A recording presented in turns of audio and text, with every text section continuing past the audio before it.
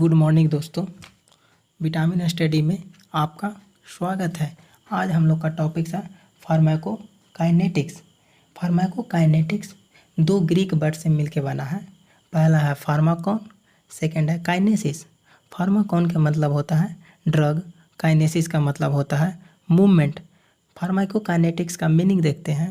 कहता है what the body does to the drug, मतलब बॉडी ड्रग को क्या करती है। अब इसका डिफिनीशन देखते हैं। Pharmacokinetics is a branch of pharmacology concerned with the movement of drugs within the body. मतलब फार्माकोकाइनेटिक्स फार्माकोलॉजी का वैसा ब्रांच है जिसमें शरीर के अंदर ड्रग्स के मूवमेंट के बारे में स्टडी किया जाता है। ड्रग्स के मूवमेंट जो शरीर के अंदर होता है, उस मूवमेंट को 4 स्टेप में डिवाइड कर दिया गया है, जिसको ADME के नाम से भी जानते हैं। ADME को full form adsorption, distribution, metabolism, excretion होता है। ADME को बहुत सारे लोग सीधे फार्माकोकाइनेटिक्स ही कह देते हैं। बहुत सारे लोग ये बोलते हैं कि फार्माकोकाइनेटिक्स ADME को बोला जाता है।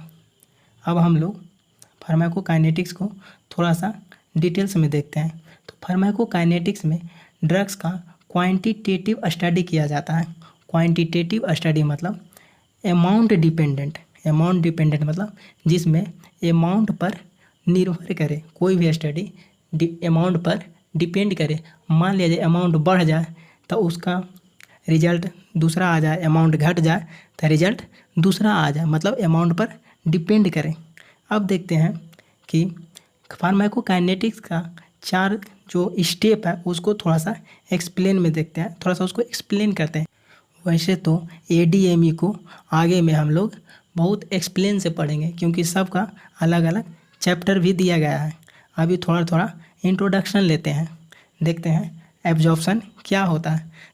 हम लोग अब एब्जॉर्प्शन देखते हैं। एब्जॉर्प्शन में ड्रग साइट ऑफ एडमिनिस्ट्रेशन से सिस्टेमिक सर्कुलेशन में जिस प्रोसेस के थ्रू पहुंचता है, उस प्रोसेस को एब्जॉर्प्शन कहते हैं। या ये कह सकते हैं कि ड्रग ऑफ एडमिनिस्ट्रेशन से सिस्टेमिक सर्कुलेशन के बीच जो मूवमेंट होता है, उस मूवमेंट को एब्जॉर्प्शन कहते हैं।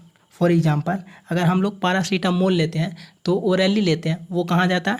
स्टोमक में जाता है, GIT में जाता है, GIT के थ्रू ब्लड स्ट्रीम में जाता है। तो इस ड्रग का, पैरासीटामोल का साइट ऑफ एडमिनिस्ट्रेशन क्या हो गया? GIT हो गया।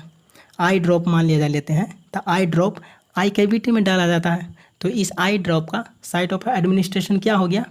आई कैविटी हो गया। आगे देखते हैं हम लोग डिस्ट्रीब्यूशन।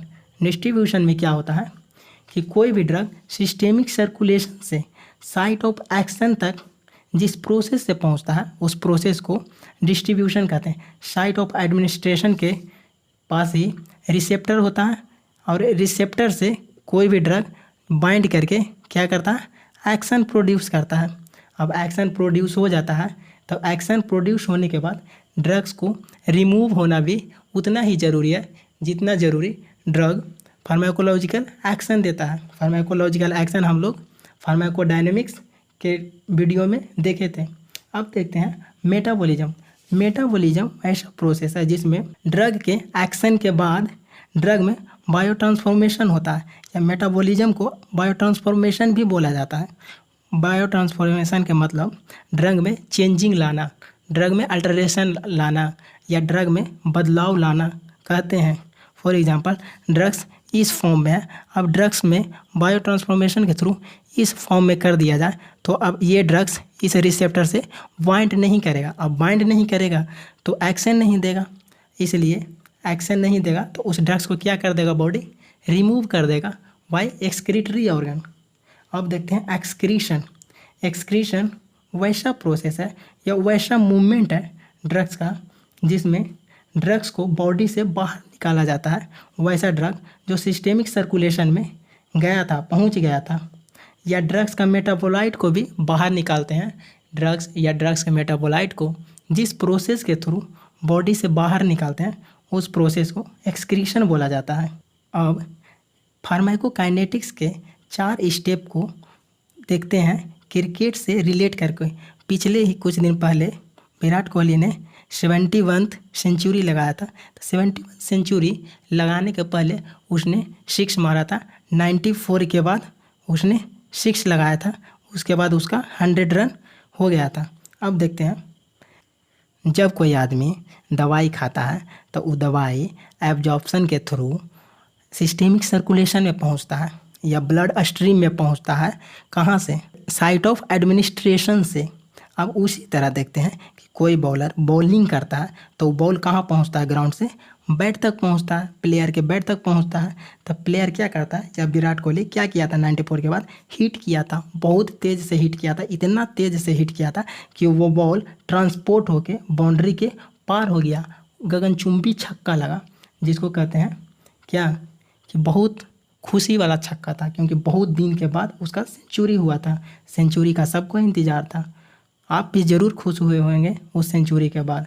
अब देखते हैं, जो ये बाउंड्री होता है क्रिकेट में, इस बाउंड्री को हम साइट ऑफ रन भी कह सकते हैं, क्योंकि ये बाउंड्री के पार होगा जाने के बाद वहाँ रन मिल जाता है। अगर बाउंड्री के थोड़ा सा भी इधर गिरता तो रन नहीं मिलता।